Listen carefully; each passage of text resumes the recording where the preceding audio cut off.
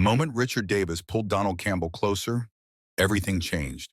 Richard's hands trembled against Donald's chest as he whispered, "I'm not sure about this," but his body betrayed his words completely. The space between them disappeared, and as Richard's fingers curled into Donald's shirt, drawing him impossibly near. Donald could feel the rapid beat of Richard's heart against his palm, could see the war between fear and desire playing out in those deep brown eyes that had haunted his dreams for months. This was the moment they had been circling for what felt like an eternity. The confession that would either destroy their carefully constructed friendship or transform it into something beautiful and terrifying and absolutely necessary. But to understand how they arrived at this breathtaking precipice, we need to go back to where it all began. 3 months earlier, Donald Campbell had been living a carefully constructed lie that was slowly suffocating him from the inside out. He worked at a marketing firm downtown in a sterile office building that smelled perpetually of coffee and desperation, shared a cramped two-bedroom apartment with his college roommate George Hernandez in a neighborhood that was trying desperately to be trendy, and maintained the exhausting appearance of someone who had his life figured out. The truth was far more complicated and infinitely more painful. Donald had spent the better part of 2 years harboring feelings for Richard Davis that he couldn't name, couldn't understand, and certainly couldn't act upon without risking everything he held dear. Richard was everything Donald wasn't, and perhaps that's what made the attraction so devastating and undeniable. Where Donald was quiet and introspective, preferring books to parties and meaningful conversations to small talk, Richard commanded attention without even trying. He had this way of lighting up a room simply by walking into it, his laugh infectious and genuine, his smile capable of making even the most cynical person believe in happiness and second chances. They had met through mutual friends at a house party thrown by someone whose name Donald couldn't even remember now, and what started as casual conversation over craft beer and pretentious indie music had somehow evolved into late-night phone calls that stretched until dawn, weekend coffee dates that felt more intimate than most people's romantic dinners, and a friendship that felt more meaningful and intense than anything Donald had ever experienced with another human being. Before we see how this ends, tell us where you're watching from and hype this video in the comments. This story is about to take you on an emotional journey that will leave you questioning everything you thought you knew about love and desire and the courage it takes to follow your heart into uncharted territory. The problem was Richard had a girlfriend, and not just any girlfriend, but the kind of woman who seemed designed in a laboratory to be the perfect partner for someone like Richard. Linda Sanders was beautiful in that effortless way that made other women simultaneously admire and resent her. Successful in a career that commanded respect and paid well, and by all accounts absolutely perfect for Richard in every measurable way. She was a lawyer with ambitions of making partner at one of the city's most prestigious firms, drove a sleek black sedan that probably cost more than Donald made in 6 months, and possessed the kind of unshakable confidence that Donald both admired and envied, with an intensity that sometimes kept him awake at night. When Richard talked about Linda, which he did often and with what seemed like genuine affection, Donald would nod and smile and offer the kind of supportive advice that good friends are supposed to give. Inside, though, something twisted and ached with each mention of her name, each story about their dinner dates and weekend getaways and future plans. Donald told himself it was normal to feel protective of his friend, that the sharp pain in his chest whenever Linda's name came up was just the natural concern of someone who cared deeply about Richard's happiness. When Richard complained that Linda worked too much, that she seemed distracted during their dates, that something indefinable felt missing from their relationship, despite all the obvious compatibility, Donald convinced himself that his anger toward Linda was purely platonic concern. He was just looking out for Richard's best interests, just being the kind of friend who wanted to see Richard with someone who truly appreciated him. The fact that he lay awake at night imagining what it would feel like to be the person Richard turned to for comfort, for laughter, for everything that mattered, was simply a byproduct of caring deeply about someone's happiness. At least, that's what he told himself during those long, sleepless hours when honesty felt too dangerous to contemplate. The first crack in Donald's carefully maintained denial came on a rainy Thursday evening in October. One of those gray, miserable days that seemed designed to strip away pretense and force people to confront uncomfortable truths. Richard had called around 7, his voice tight with frustration and something that sounded almost like desperation, asking if he could come over.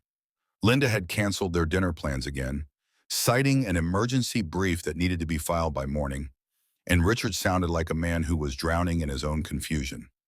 Donald had been grading papers for the community college literature course he taught part-time, red pen in hand as he worked his way through a stack of essays about symbolism in The Great Gatsby. But he immediately pushed the entire pile aside and told Richard to come over, that he would order pizza and they could figure out whatever was bothering him. When Richard arrived at Donald's apartment 20 minutes later, his dark hair was damp from the rain and plastered to his forehead in a way that made him look younger and more vulnerable than usual. His shoulders were tense with barely contained emotion, and there was something in his eyes that Donald had never seen before, a kind of desperate confusion that made Donald's chest ache with sympathy. He collapsed onto Donald's worn leather couch with a heavy sigh that seemed to come from somewhere deep in his soul, running his hands through his wet hair in a gesture Donald had come to recognize as Richard's way of processing stress and frustration. George was out for the evening, something about a date with a woman from his yoga class, leaving them alone in the soft, warm glow of the living room lamps that Donald had carefully arranged to create the kind of atmosphere where difficult conversations felt possible. Richard accepted the beer Donald offered with hands that shook slightly and took a long, deliberate drink before speaking, as if he needed the alcohol to give him courage for whatever he was about to say. "I don't know what's wrong with me," he said finally, his voice barely above a whisper, the words carrying the weight of months of accumulated confusion and self-doubt. "Linda is everything I should want. She's smart, beautiful, successful, ambitious. We look good together. Everyone says we're perfect for each other. My parents love her, her parents love me. We have the same goals and values and interests. But when I'm with her, I feel like I'm playing a role in someone else's life. Like I'm an actor who's forgotten his lines and is just improvising his way through scenes that don't make sense." Donald settled onto the couch beside him, careful to maintain what he considered an appropriate distance, even as every instinct screamed at him to close the gap, to offer the kind of physical comfort that Richard so clearly needed. "What do you mean?" he asked, though something in his chest was already responding to the vulnerability in Richard's voice, recognizing an opportunity for intimacy that both thrilled and terrified him. Richard leaned back against the cushions, staring up at the ceiling as if the answers to his confusion might be written there in invisible ink. "It's like I'm going through the motions of being in love without actually feeling it," he said slowly, each word seeming to cost him something. "When she kisses me, I think about whether I'm kissing her back correctly instead of just losing myself in the moment. When she talks about our future together, moving in, maybe getting married, starting a family, I feel this panic that I can't explain and can't make go away. It should make me happy, right? The idea of building a life with someone who loves me, someone who wants to share everything with me." The words had hung in the air between them like a question neither was ready to answer, heavy with implications and unspoken possibilities.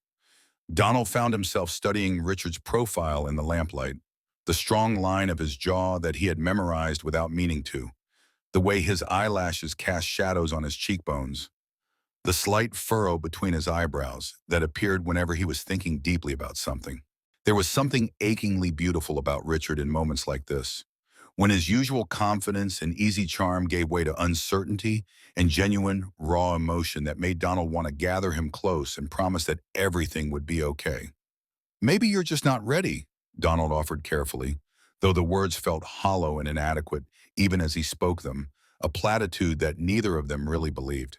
Some people need more time to figure out what they want from life, from love. There's no timeline you have to follow. Richard turned to look at him then, and Donald felt his breath catch at the intensity in those brown eyes, the way they seemed to be searching for something in Donald's face that Donald wasn't sure he was brave enough to reveal.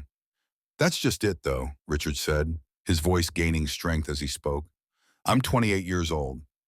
I should know what I want by now. I should know what love feels like, what it means to want to spend your life with someone. But every relationship I've had has felt like this, like I'm trying to fit into a mold that doesn't quite match my shape, Like I'm forcing myself into a life that looks right from the outside but feels wrong from the inside. They sat in silence for a moment, the weight of Richard's confession settling between them like a living thing that demanded acknowledgement. Donald wanted desperately to say something helpful, something that would ease the pain he could see etched in Richard's features, but he also found himself terrified of saying too much, of revealing feelings that could destroy everything they had built together. Instead, he found himself asking the question that had been haunting his own thoughts for months. What would love feel like if it was real? Richard's gaze didn't waver from Donald's face, and Donald could see him considering the question with the kind of serious attention he gave to everything that mattered to him. I think it would feel like coming home, he said softly, his voice taking on a dreamy quality that made Donald's heart race. Like finding someone who sees all the parts of you, even the messy ones, the broken ones, the parts you try to hide from the world, and wants to stay anyway. It would feel safe and terrifying at the same time, like you could trust them with your worst fears and your biggest dreams and know they wouldn't judge you for either. Like you could be completely yourself without apology or explanation. As Richard spoke, Donald felt something shift inside his chest, a recognition so profound it was almost painful, like a key turning in a lock he hadn't even known existed. Everything Richard was describing, every emotion and sensation and longing, Donald felt when he looked at him, when he thought about him, when he imagined what it would be like to build a life together. The safety, the terror, the sense of being truly seen and accepted. It was as if Richard was describing the very feelings Donald had been trying so hard to ignore, to rationalize away, to convince himself were just the natural result of a deep and meaningful friendship. You'll find that, Donald said, his voice rougher than he intended, thick with emotions he couldn't name or acknowledge. Someone who makes you feel all of those things. Someone who sees you for who you really are and loves you because of it, not in spite of it. Richard studied his face for a long moment, something unreadable flickering in his expression, a question that neither of them was quite ready to ask or answer. What about you, he said finally. Have you ever felt that way about someone? Have you ever experienced that kind of love, that sense of coming home to another person? The question hit Donald like a physical blow, stealing his breath and making his heart hammer against his ribs so hard he was sure Richard could hear it. He could feel heat rising in his cheeks, could feel his carefully constructed walls beginning to crumble under the weight of Richard's attention. The truth sat on his tongue like a loaded weapon, dangerous and powerful and capable of destroying everything they had built together, but also capable of creating something beautiful and real and transformative. Instead of answering directly, instead of taking the leap that terrified him more than anything else in the world, he looked down at his hands and said quietly, I'm still figuring that out. It was a coward's answer, and they both knew it, the kind of non-response that revealed more than a direct confession might have. But Richard didn't push, perhaps sensing that they were approaching territory that neither was prepared to navigate, emotional landscapes that could change everything between them in ways that couldn't be undone. Instead, he reached over and squeezed Donald's shoulder, a gesture of gratitude and affection that sent electricity shooting through Donald's entire body like a live wire. Thank you, he said simply, his voice warm with genuine appreciation, for listening without trying to fix everything, for not judging me for being confused about something that should be simple, for being exactly the kind of friend I need right now. The touch lingered longer than necessary, Richard's hand warm and solid and impossibly right against Donald's shoulder. And when he finally pulled away, Donald felt the loss of contact like a physical ache, as if something essential had been taken from him. They spent the rest of the evening talking about safer topics, work and movies and mutual friends, the kind of easy conversation that had always come naturally to them. But something fundamental had shifted between them during that moment of vulnerability. Donald found himself hyper-aware of every gesture, every glance, every moment when their knees brushed as they sat on the couch, every accidental touch that sent sparks through his nervous system and made him wonder if Richard felt it too. When Richard finally left around midnight, Donald stood in his doorway watching him walk to his car through the rain, his figure illuminated by the yellow glow of the streetlights. Just before getting in, Richard turned back and waved, his smile soft and genuine and somehow different than it had been before, as if something had changed in the space between them that couldn't be changed back. Donald waved back, then closed the door and leaned against it, his heart still racing from an evening that had felt more intimate and meaningful than any date he'd ever been on, more real than most of the relationships he'd attempted over the years. Over the following weeks, Richard's visits became more frequent, and Donald found himself living for these moments when Richard would show up at his door, sometimes planned but often spontaneous, always welcome. He would appear after particularly difficult days at work, after fights with Linda that left him confused and frustrated, after any moment when he needed someone to talk to who wouldn't judge or offer unsolicited advice or try to fix problems that couldn't be solved with simple solutions. Donald found himself looking forward to these visits with an intensity that frightened him, checking his phone constantly throughout the day, hoping for a text from Richard, cleaning his apartment obsessively on weekends just in case Richard decided to stop by unannounced. George noticed the change in Donald's behavior, but attributed it to work stress and the general malaise that seemed to affect everyone as winter approached. "You seem wound pretty tight lately," he observed one morning over coffee, looking up from his newspaper with the kind of concerned expression that made Donald realize he hadn't been hiding his emotional turmoil as well as he'd thought. "Maybe you should take a vacation or something. Get out of the city for a while, clear your head, remember what it feels like to relax." Donald nodded noncommittally, unable to explain that the source of his restlessness wasn't work or city life or seasonal depression, but rather his growing feelings for someone who was completely unavailable, someone who trusted him enough to share his deepest fears and confusions, but who would probably run screaming if he knew the truth about Donald's feelings. How could he tell his roommate that he was falling in love with his best friend, a man who was in a committed relationship with a woman and showed no signs of questioning his sexuality or his life choices? The breaking point came in November, during what Richard would later describe as the worst week of his life, a series of events that would force both of them to confront truths they had been avoiding for months. Linda had been offered a promotion that would require her to relocate to Chicago, a career opportunity that was everything she had been working toward for years. She wanted Richard to come with her, to find a job in Chicago and start fresh in a new city where they could build the kind of life together that she had been envisioning for their future. When she presented this as their next logical step, the natural progression of their relationship, Richard had panicked in a way that surprised even him and asked for time to think about it, time to process what felt like a life-changing decision. This had led to their biggest fight yet, with Linda accusing him of being commitment phobic and Richard unable to explain why the idea of moving to Chicago with her, of taking their relationship to the next level, filled him with a dread so profound it made him physically ill. Richard showed up at Donald's apartment on a Wednesday evening, his usual composure completely shattered, looking like a man who had been pushed to his breaking point and beyond. His eyes were red-rimmed from crying or lack of sleep or both, and his hands shook as he accepted the cup of coffee Donald offered without being asked. "Linda gave me an ultimatum," he said without preamble, the words tumbling out of him like a confession he could no longer contain. "Either I commit to moving to Chicago with her, to building the life she wants us to build together, or we're done. She said she's tired of feeling like I'm not fully invested in our relationship, like I'm holding something back that I won't share with her."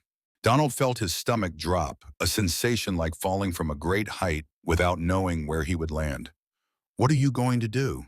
he asked, though part of him wasn't sure he wanted to hear the answer, wasn't sure he could handle Richard choosing Linda in Chicago and a future that didn't include him. "I don't know," Richard said, his voice breaking slightly, the words barely audible. "I should want to go with her. I should be excited about building a life together, about taking our relationship to the next level. But when I think about leaving here, leaving you, leaving everything that feels familiar and safe and real, I feel like I can't breathe. I feel like I'm suffocating just thinking about it." The words "leaving you" hit Donald like a physical blow, unexpected and devastating in their honesty. He set down his coffee cup with trembling hands, afraid he might drop it and shatter the fragile moment they were sharing. "You would miss me," he said, trying to keep his voice steady even as his heart hammered against his ribs. Richard looked at him with an expression of such raw vulnerability that Donald felt his heart clench painfully in his chest. "I would miss you more than I can even explain." he said, his voice thick with emotion.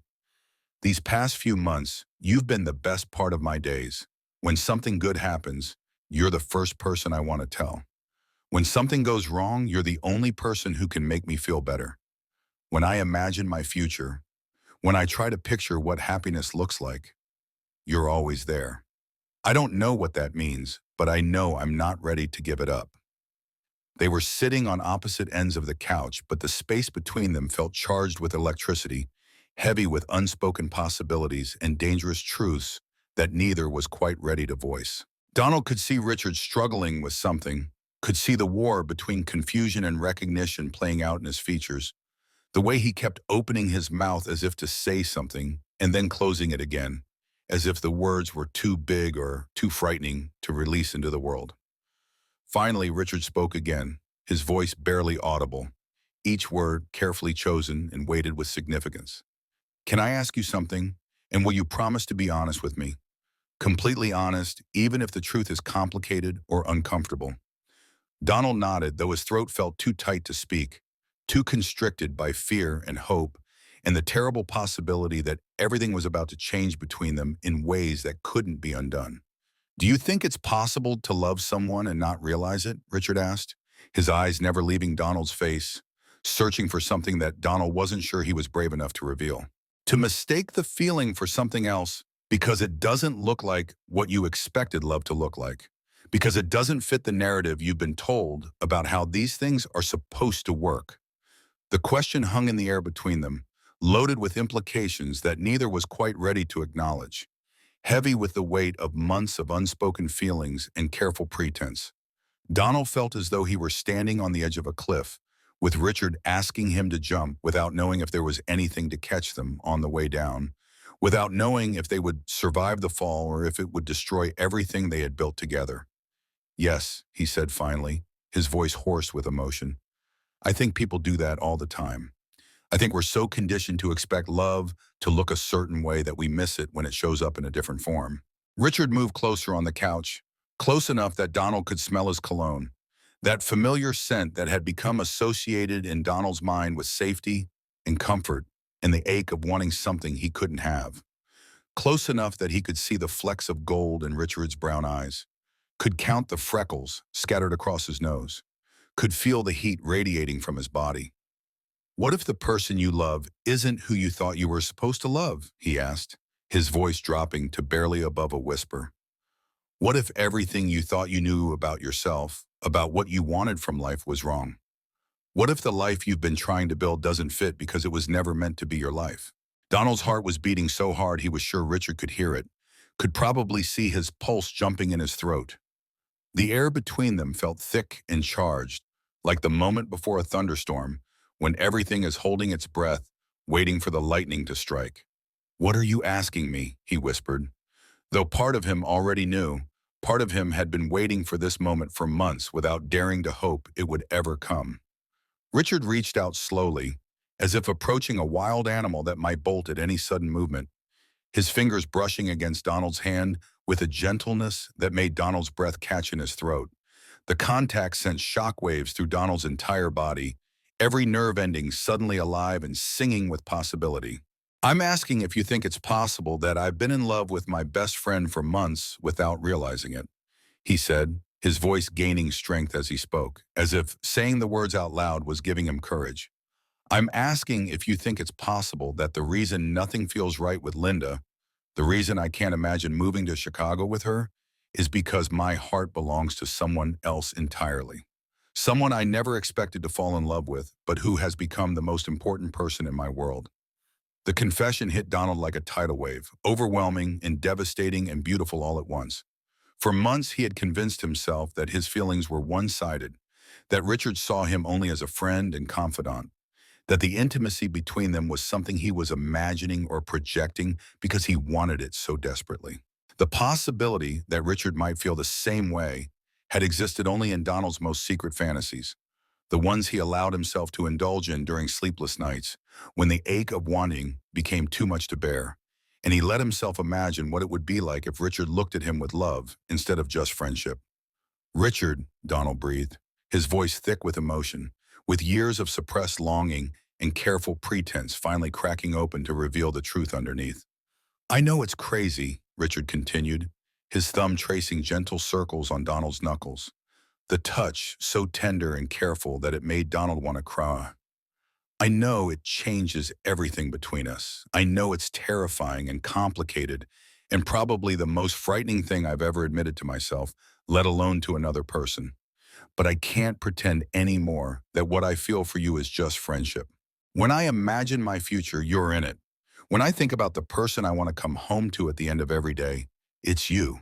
When I think about the person I want to share my life with, my dreams and fears and everything that matters, it's you. It's always been you. Donald felt tears prick at the corners of his eyes, hot and sudden, and born of relief so profound it was almost painful. He had dreamed of this moment for so long that it felt surreal to be living it, like something his imagination had conjured rather than reality unfolding in front of him. "You're not crazy," he said, his voice shaking with the weight of his own confession. "You're not crazy because I've been in love with you for over a year. I've been in love with you since that first night we talked until 3 in the morning about books and dreams and everything that matters. I've been in love with you through every conversation about Linda, through every moment I had to pretend I was just your friend when I wanted to be so much more, when I wanted to tell you that you deserve someone who would love you the way you deserve to be loved."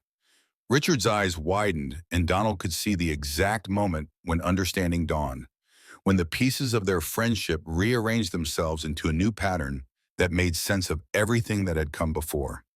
"All those times you listened to me complain about my relationship," he said slowly, his voice filled with wonder and something that might have been guilt. "All those times you gave me advice about how to fix things with Linda, how to be a better boyfriend, how to make her happy. You were in love with me the entire time. It was killing me," Donald admitted, the words pouring out of him now that the dam had finally broken. "But I wanted you to be happy, even if it meant being happy with someone else. I thought that's what love was supposed to be, putting the other person's happiness before your own, wanting what's best for them, even when it breaks your heart. I convinced myself that being your friend was enough, that having you in my life in any capacity was better than not having you at all." Richard's hand moved from Donald's knuckles to cup his face, his thumb brushing away a tear that Donald hadn't realized had fallen. "You beautiful, selfless idiot," he said softly, his voice filled with affection and something that looked like awe. "Don't you realize that I could never be truly happy with someone else when my heart belongs to you? Don't you understand that what we have, this connection, this understanding, this feeling of being completely seen and accepted, is exactly what I've been searching for my entire life?" The space between them seemed to shimmer with possibility and terror, charged with the electricity of a moment that would change everything. Donald could feel the weight of this confession, the knowledge that whatever happened next would alter the trajectory of both their lives in ways they couldn't predict or control. Richard's hand was still cupping his face, warm and gentle, and more right than anything Donald had ever experienced, and he found himself leaning into the touch like a flower turning toward the sun. "I'm scared," Richard whispered, his forehead coming to rest against Donald's, their breath mingling in the small space between them. "I've never felt this way about a man before. I don't know what this makes me, what it means for everything I thought I knew about myself, about my identity, about the life I thought I was supposed to be building. I don't know how to navigate this, or what people will think, or how to even begin to figure out what this means." Donald reached up to cover Richard's hand with his own, their fingers intertwining in a gesture that felt both natural and revolutionary. "It means you're human," he said softly, his voice steady despite the chaos of emotions swirling inside him. "It means you're brave enough to follow your heart instead of following expectations. It means you're willing to choose love over convention, truth over comfort, authenticity over the approval of people who don't really matter. It means you're exactly who you're supposed to be." "But what if I'm not good at this?" Richard asked, his voice filled with vulnerability that made Donald's chest ache with tenderness. "What if I don't know how to love you the way you deserve to be loved? What if I mess this up or hurt you or can't figure out how to be the person you need me to be?" Donald smiled, feeling lighter than he had in months, as if a weight he hadn't even realized he was carrying had suddenly been lifted from his shoulders. You've already been loving me the way I deserve to be loved, he said, his voice warm with certainty. Every conversation, every moment you've trusted me with your fears and dreams, every time you've chosen to spend time with me instead of anywhere else, every laugh we've shared and every comfortable silence. You've been loving me without even knowing it, and it's been the most beautiful thing I've ever experienced. Richard pulled back slightly to look into Donald's eyes, searching for any sign of doubt or hesitation, any indication that Donald might be having second thoughts about this leap they were preparing to take together. What he found instead was certainty, love, and a patience that had been tested by months of longing, but had never wavered, never faltered, never given up hope that someday they might find their way to this moment. I want to kiss you, he said, his voice rough with emotion and desire, and the weight of finally being able to speak his truth. I've wanted to kiss you for weeks, maybe months, but I was too afraid to admit it to myself, too terrified of what it might mean. Donald's breath caught in his throat, his heart hammering so hard he was sure it might burst from his chest. Then kiss me, he whispered, the words barely audible but carrying the weight of every dream he'd ever had about this moment. Richard leaned in slowly, giving Donald every opportunity to pull away, to change his mind, to preserve the safety of their friendship if this felt like too much, too fast. Instead, Donald met him halfway, and when their lips finally touched, it was like coming home and embarking on an adventure at the same time. The kiss was soft at first, tentative and questioning, both of them hardly able to believe this was really happening after so many months of careful pretense and hidden longing. But when Donald's hands fisted in Richard's shirt and pulled him closer, when Richard's arms came up to wrap around him and hold him tight, the kiss deepened into something desperate and necessary and absolutely right. When they finally broke apart, both were breathing heavily, their foreheads still pressed together as they tried to process the magnitude of what had just happened between them. Richard rested his forehead against Donald's, his eyes closed as if he were trying to memorize every detail of the moment, to burn it into his memory so he could revisit it later and convince himself it had really happened. That was, he started, then stopped, apparently unable to find words adequate to describe what had just passed between them. Perfect, Donald finished for him, his voice soft with wonder and joy, and the kind of happiness he had only ever imagined. That was absolutely perfect. Richard opened his eyes and smiled, the expression transforming his entire face, making him look younger and happier and more beautiful than Donald had ever seen him. I can't believe I almost moved to Chicago without figuring this out, he said, his voice filled with amazement at his own near miss. I can't believe I almost threw away the best thing that's ever happened to me because I was too scared to examine what I was really feeling, too afraid to admit that maybe I didn't know myself as well as I thought I did. They sat in comfortable silence for a moment, processing the magnitude of what had just occurred, the way their entire relationship had shifted and transformed in the space of a single conversation, a single kiss, a single moment of courage. Finally, Richard spoke again, his voice serious but determined. I need to end things with Linda, he said. It's not fair to her to continue a relationship when my heart is somewhere else entirely. She deserves someone who can love her completely, someone who doesn't have to try to force feelings that should come naturally. Donald nodded, understanding the necessity, but also feeling a flutter of anxiety in his chest. What if she tries to convince you to work things out, he asked, his voice carefully controlled. What if she says she'll change, or that you're just going through a phase, or that this is just cold feet about the move to Chicago? Richard took Donald's hands in both of his grip firm and reassuring, his eyes serious and full of conviction. She could promise me the moon and stars, and it wouldn't change how I feel about you, he said. This isn't a phase or a moment of confusion or cold feet about anything. This is me finally understanding who I am and what I want. And what I want is you.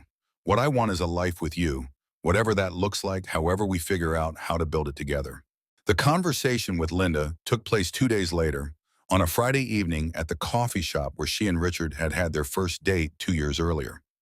Richard had chosen the location deliberately, hoping that the public setting would keep the conversation civil and prevent either of them from saying something they would later regret, while also providing the kind of neutral ground that might make this devastating conversation slightly easier to navigate.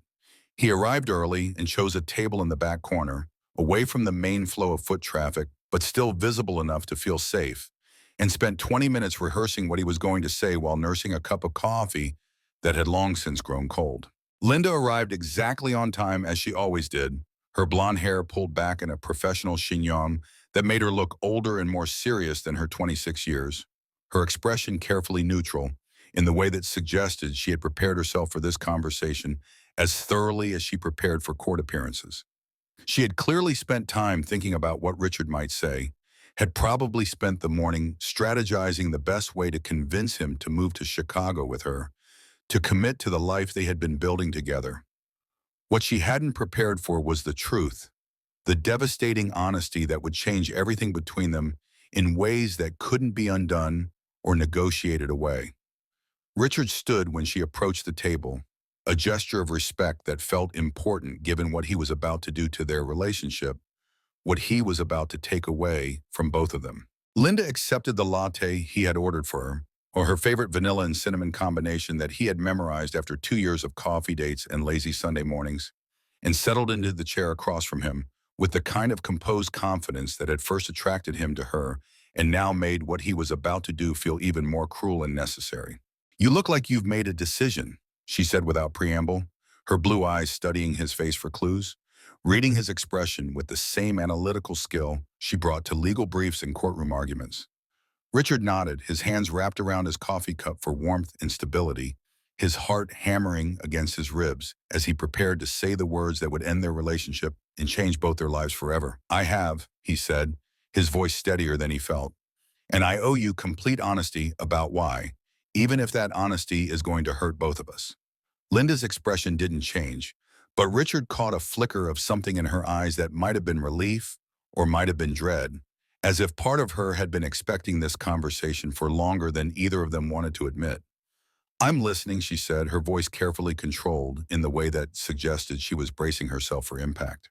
Richard took a deep breath, choosing his words carefully, knowing that there was no gentle way to deliver news that would shatter someone's expectations for their future. "The reason I can't move to Chicago with you isn't because I'm afraid of commitment," he said slowly. "It's not because I don't think you're wonderful or because I don't appreciate everything you have brought to my life.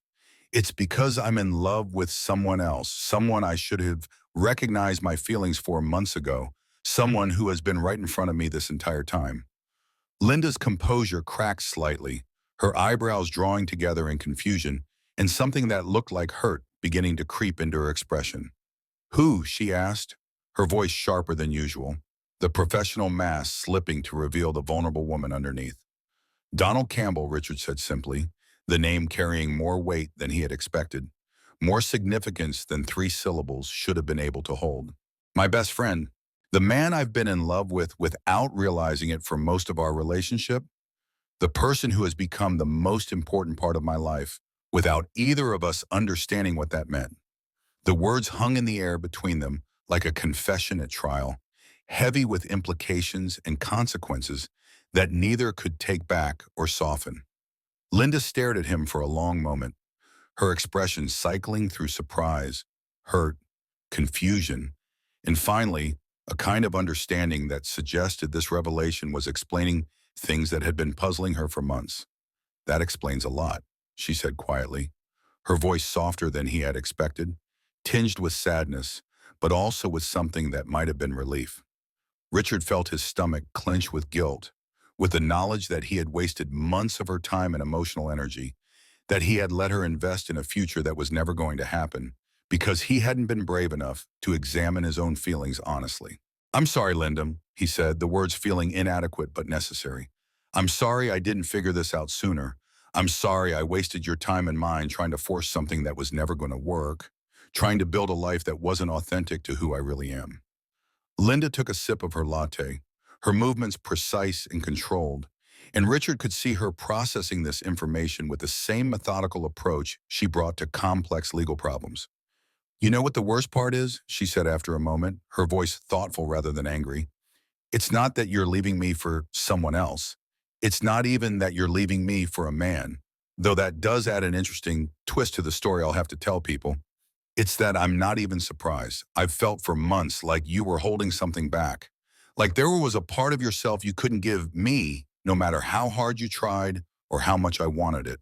Richard nodded, feeling the weight of her words, the truth of an observation that cut deeper than anger or accusations ever could. You deserve someone who can give you everything, he said, his voice thick with genuine regret. Someone who doesn't have to try to love you because it comes naturally. Someone who chooses you not because you're perfect on paper, but because they can't imagine their life without you in it. Linda smiled sadly, and Richard could see her making peace with the situation in real time, her legal mind already working to process this new information and figure out how to move forward. I thought I could love you enough for both of us, she said, her voice barely above a whisper. I thought if I was patient and understanding and perfect enough, if I could be everything you needed me to be, you would eventually feel for me what I felt for you. But you can't force someone to love you the way you want to be loved, can you? You can't negotiate or argue or strategize your way into someone's heart. They sat in silence for a moment, the weight of their shared history settling between them like a heavy blanket. 2 years of memories and plans and genuine affection that would now have to be recontextualized as something that was meaningful but ultimately not meant to last. Finally, Linda spoke again, her voice steady but tinged with curiosity. Are you happy, she asked. With him, I mean. Does he make you happy in a way that I never could? Richard thought about Donald's smile, about the way he listened without judgment, about the safety he felt in Donald's presence, about the way conversations with Donald could stretch for hours without ever feeling forced or performative. Happier than I've ever been, he said honestly, the words carrying the weight of absolute truth. Happier than I thought it was possible to be with another person. Linda nodded, and Richard could see her making peace with the situation in a way that spoke to her fundamental decency and strength of character. Then I'm glad you figured it out, she said, her voice sincere despite the pain he could see in her eyes. I'm glad you're brave enough to go after what you really want, even if it's not me. I'm glad you're choosing authenticity over convenience, love over obligation. The conversation ended with a hug that felt like both an ending and a beginning, a farewell to the life they had been trying to build together, and a blessing for the life Richard was choosing instead. Linda wished him well, made him promise to be careful with his heart and with Donald's, and walked away with the kind of grace that reminded Richard why he had cared for her in the first place, why she would always hold a special place in his heart, even though that place could never be what she had hoped it would be. She was a good person who deserved a great love story, a sweeping romance that would make her feel cherished and chosen and absolutely essential. It just wasn't going to be with him, and they both understood that now in a way that made the ending feel sad, but also somehow right. Richard drove straight from the coffee shop to Donald's apartment, his heart hammering with a mixture of relief and anticipation and nervous energy that made his hands shake slightly as he gripped the steering wheel. The hardest conversation of his life was over, and now he was free to explore this new reality with Donald without guilt or reservation, without the weight of another person's expectations or the burden of living a lie. When Donald opened the door, Richard could see the question in his eyes, the careful hope that he was trying not to let show too clearly, the way he was bracing himself for news that could go either way. It's done, Richard said simply, the words carrying more weight than their simplicity suggested, and Donald's entire body seemed to sag with relief, tension flowing out of him like water. How did she take it? Donald asked, stepping aside to let Richard into the apartment, his voice carefully neutral, despite the obvious concern in his expression. Better than I expected, Richard said, following Donald into the living room and settling onto the couch that had become the site of so many important conversations between them. I think she knew something was wrong between us, that something fundamental was missing from our relationship. She just didn't know what it was or how to fix it. When I told her about you, about us, it was like a puzzle piece finally clicking into place for her, like an explanation for feelings she'd been having but couldn't articulate. They settled onto the couch, the same couch where they had shared their first kiss just days earlier, and the space felt different now, charged with possibility rather than tension, heavy with the promise of a future they could build together rather than the weight of secrets they couldn't share. Richard reached for Donald's hand, marveling at how natural the gesture felt, how right it was to be able to touch him without second-guessing his motives or worrying about what the contact might reveal about his feelings. "So what happens now?" Donald asked, his thumb tracing patterns on Richard's palm in a gesture that was both soothing and electric, both comforting and arousing in ways that made Richard's breath catch in his throat. "Now we figure it out together," Richard said, his voice steady with a conviction. "We take it one day at a time and see where this goes. We learn how to be together instead of just wanting to be together. We figure out what it means to love each other openly, honestly, without pretense or fear or the need to hide what we feel." Donald smiled, the expression lighting up his entire face in a way that made Richard's heart skip a beat, made him wonder how he had ever convinced himself that this feeling was just friendship. "I like the sound of that," he said, his voice warm with happiness and anticipation. "Though I have to warn you, I've been imagining what it would be like to be with you for over a year. I have some pretty high expectations for how wonderful this could be." Richard laughed, feeling lighter than he had in months, as if a weight he hadn't even realized he was carrying had been lifted from his shoulders. "Lucky for you, I'm very motivated to exceed expectations," he said, his voice playful but also serious, carrying the promise of dedication and effort and genuine commitment. "I have a lot of lost time to make up for, a lot of moments when I should have been kissing you instead of just thinking about it." They spent the evening talking about practical things, about how they would navigate this new relationship in the context of their social circle, about whether Richard would move in with Donald or if they would find a new place together that felt like a fresh start for both of them. But underneath the logistics was a current of joy and relief that neither could quite contain, a happiness that felt almost too big for their bodies to hold. They were finally free to love each other openly, to build the life together that they had both been dreaming about without realizing it, to stop pretending that what they felt was just friendship when it was so obviously something deeper and more significant. When George came home around 10 that evening, he found them curled up together on the couch watching a movie, Donald's head on Richard's shoulder and Richard's arm wrapped protectively around him, their bodies fitting together with a kind of natural ease that suggested this was how they were always meant to be. George took one look at them and grinned, grabbing a beer from the kitchen and settling into the armchair across from them. "It's about time," he said, his voice filled with genuine happiness for both of them. "I was wondering how long you two were going to keep pretending you were just friends when it was obvious to everyone else that you were crazy about each other." Donald lifted his head to stare at his roommate, his expression a mixture of embarrassment and amazement.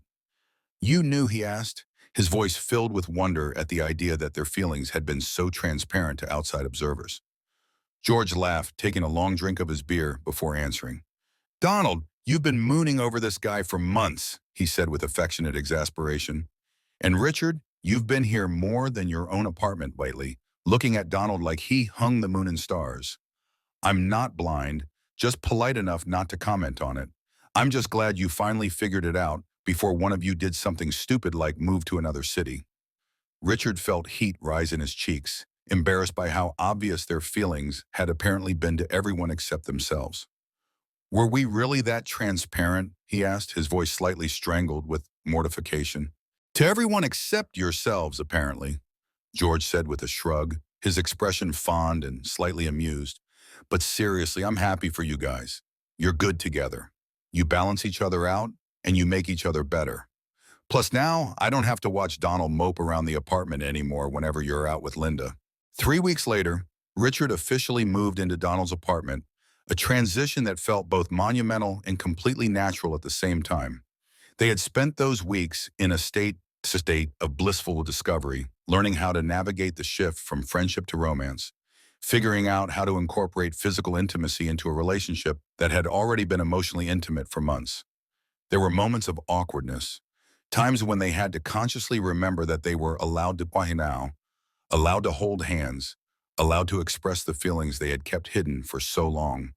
But mostly it felt like the most natural thing in the world, like pieces of a puzzle finally clicking into place after months of being scattered across the table. Richard's toothbrush appeared next to Donald's in the bathroom, a small blue presence that made Donald smile every morning when he reached for his own. His clothes gradually migrated into Donald's closet, mixing with Donald's wardrobe until it became impossible to tell which shirt belonged to whom, which sweater had been purchased by which person. His books found homes on Donald's shelves, philosophy texts nestling next to literature anthologies, science fiction novels keeping company with poetry collections, creating a library that reflected both their interests and their shared intellectual curiosity. George joked that Richard had been practically living there anyway, so making it official was just a formality that would save him money on rent and gas.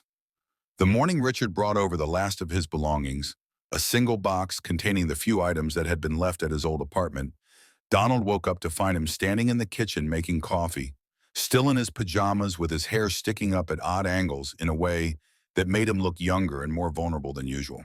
The sight filled Donald with such overwhelming happiness that he had to stop and lean against the doorway just to catch his breath, just to process the reality that this beautiful, complicated, wonderful man was his now, that they got to build a life together, one ordinary, extraordinary morning at a time. "Good morning," Richard said, looking up with a smile that was still sleepy around the edges, but bright with contentment in love. "I made coffee, and I was thinking we could read the paper together and maybe figure out what we want to do with our Saturday." Donald crossed the kitchen and wrapped his arms around Richard from behind, pressing a kiss to the back of his neck and marveling at how right this felt, how perfectly Richard's body fit against his, how natural it was to express affection without second-guessing his motives or worrying about how the gesture might be interpreted. "Good morning," he murmured against Richard's skin, his voice rough with sleep and happiness. "I love waking up to you here. I love that this is our kitchen now, our coffee, our morning routine, our life." Richard leaned back into the embrace, his body relaxing completely against Donald's chest in a gesture of trust and intimacy that still had the power to take Donald's breath away. "I love being here," he said, his voice soft with wonder at how much his life had changed in such a short period of time. "I love that this is our kitchen now, our coffee, our morning routine. I love that I get to wake up next to you every day and fall asleep in your arms every night. I love that we don't have to pretend anymore, that we're just friends when we're so obviously meant to be so much more." They stood like that for a long moment, wrapped in each other in the quiet domesticity of the moment, the simple miracle of being together without having to hide or pretend or carefully monitor every word and gesture for signs of feelings that were supposed to remain secret. Outside, the city was waking up, people rushing to work and school and all the obligations that filled their days with noise and stress and endless demands. But inside their kitchen, time seemed to slow down, allowing them to savor the simple pleasure of being together, of belonging to each other in a way that felt both revolutionary and completely natural. Later that morning, as they sat at the kitchen table sharing the newspaper and stealing bites of each other's breakfast, reading articles aloud and debating politics and planning their weekend with the kind of easy intimacy that comes from knowing someone completely, Richard reached across the table to take Donald's hand. "I need to tell you something," he said, his expression suddenly serious in a way that made Donald's stomach flutter with brief anxiety. "What is it?" Donald asked, his voice carefully controlled despite the sudden spike of worry that Richard might be having second thoughts about moving in, about making this commitment, about the dramatic changes they had made to their lives in such a short period of time. Richard smiled, the expression soft and full of love and wonder at the life they were building together. "I need to tell you that I've never been this happy," he said, his voice thick with emotion. "I need to tell you that every morning I wake up amazed that this is real, that you're real, that we're real. I need to tell you that I love you more than I thought it was possible to love another person, more than I ever imagined love could feel like. I need to tell you that you've changed my entire understanding of what it means to be happy, what it means to be home, what it means to be completely and utterly myself with another person." Donald felt tears prick at the corners of his eyes, hot and sudden and born of happiness, so profound it was almost overwhelming.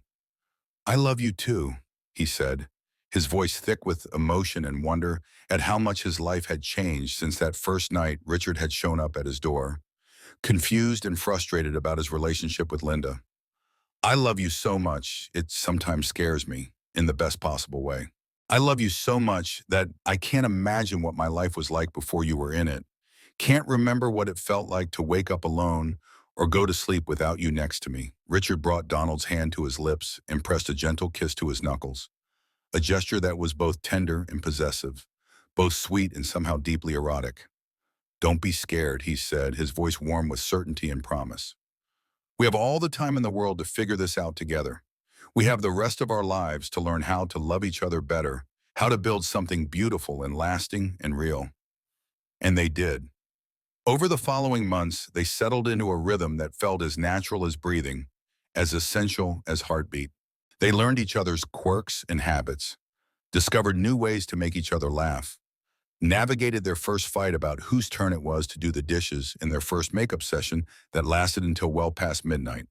They met each other's families with varying degrees of success and acceptance, some relatives embracing their relationship with open arms, while others needed time to adjust to this new reality.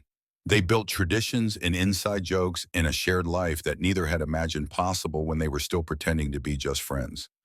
On a warm evening in late spring, almost 6 months after their first kiss, they found themselves back on the couch where it all began, the same piece of furniture that had witnessed so many important moments in their relationship. They had just finished dinner, a meal Richard had cooked while Donald graded papers at the kitchen table, and were debating what movie to watch when Richard suddenly grew quiet, his expression thoughtful in the way that meant he was processing something important, working through feelings or memories that needed to be examined and understood. "What are you thinking about?" Donald asked, recognizing the look that meant Richard was traveling through the landscape of his own thoughts, revisiting moments that had brought them to where they were now. Richard turned to face him fully, his brown eyes serious but warm, filled with the kind of love that had become as familiar and essential as breathing. "I was thinking about that night when I came over upset about Linda," he said slowly, his voice soft with memory and wonder. "The night when I told you I felt like I was playing a role in someone else's life, when I was so confused and frustrated and lost that I could barely articulate what was wrong." Donald remembered that night vividly, could recall every detail with perfect clarity.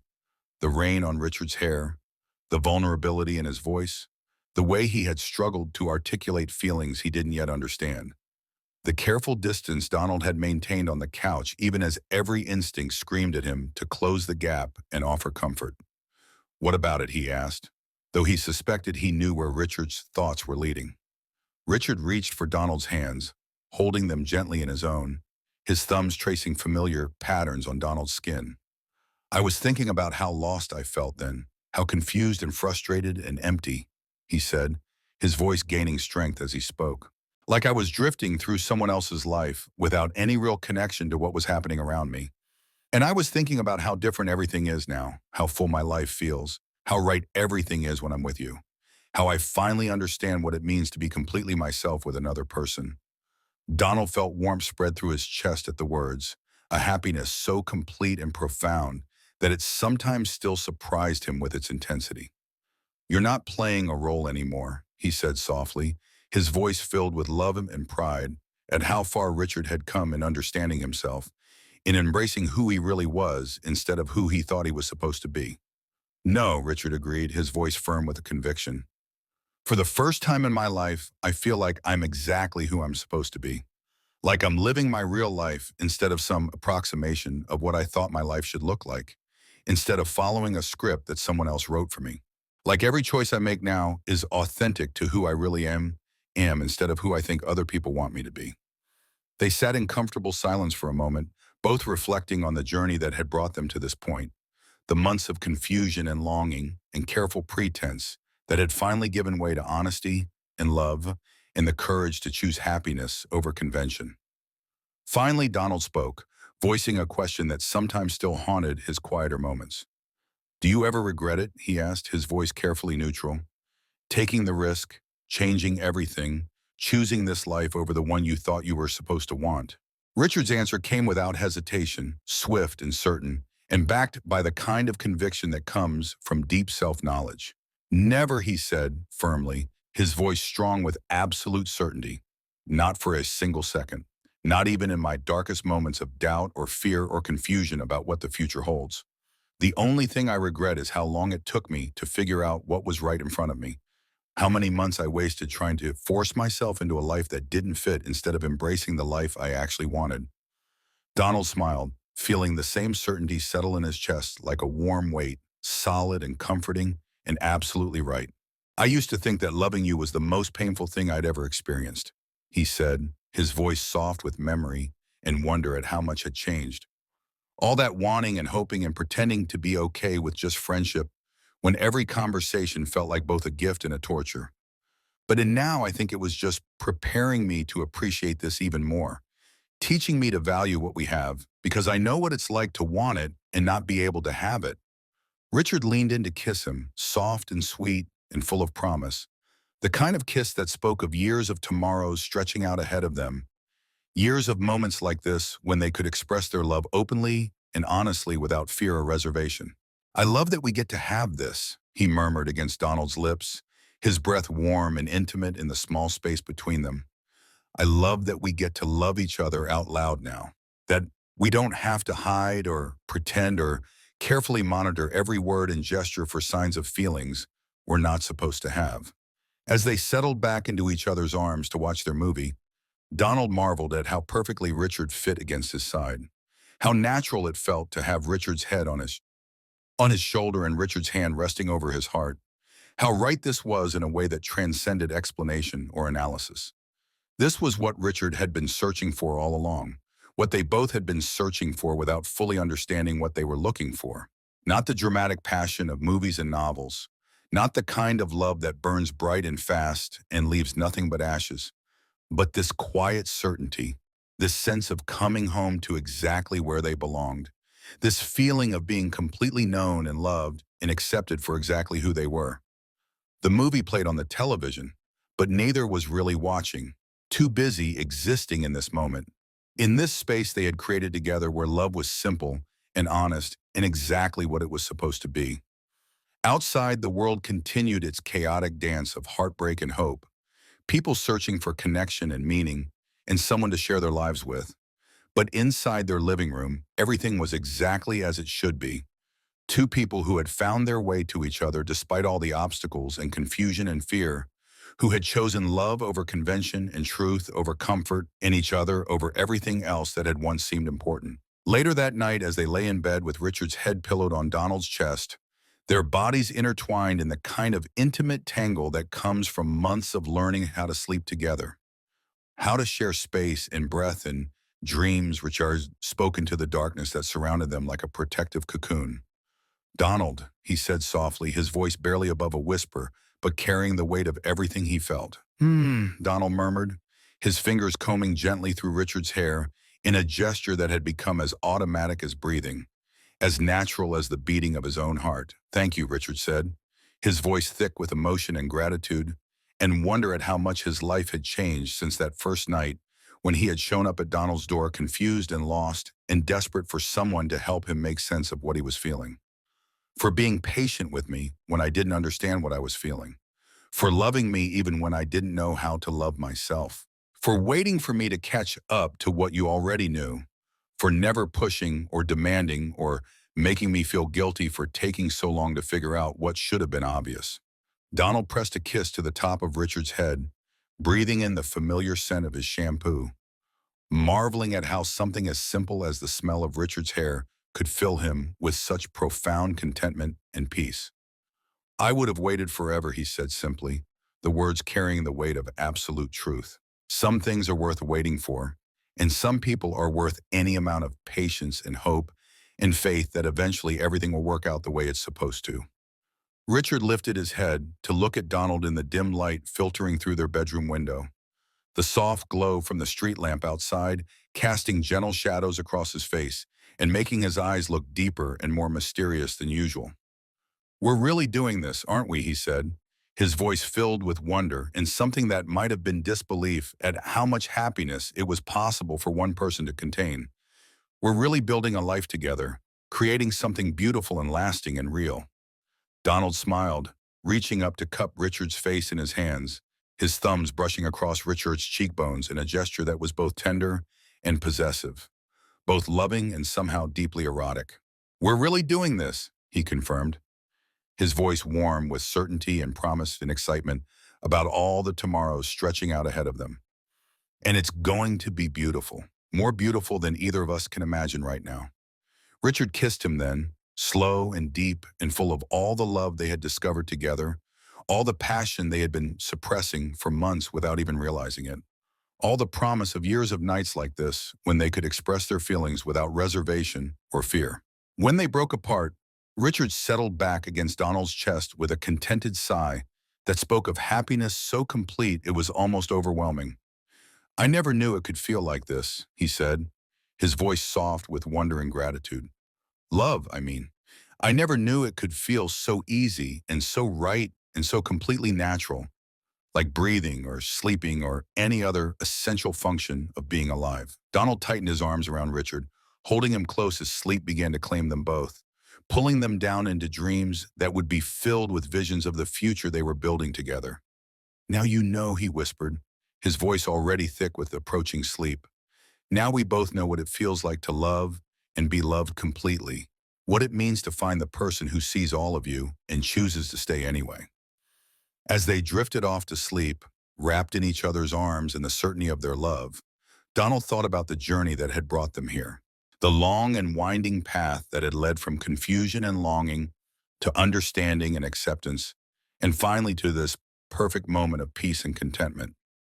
All those months of longing and confusion, all those nights when he had lain awake, wondering if Richard would ever see him as more than a friend, all those moments when he had convinced himself that loving Richard from a distance was enough, that having him in his life in any capacity was better than not having him at all. It had all led to this moment, to Richard's steady breathing against his chest, to the weight of Richard's arm across his waist, to the knowledge that tomorrow they would wake up together and every tomorrow after that for as long as they both lived. It had led to a love that was both passionate and peaceful, both exciting and safe, both everything he had dreamed of and more than he had dared to hope for. It had led to the understanding that sometimes the most beautiful love stories are the ones that catch you completely off guard, the ones that force you to re-examine everything you thought you knew about yourself and what you wanted from life.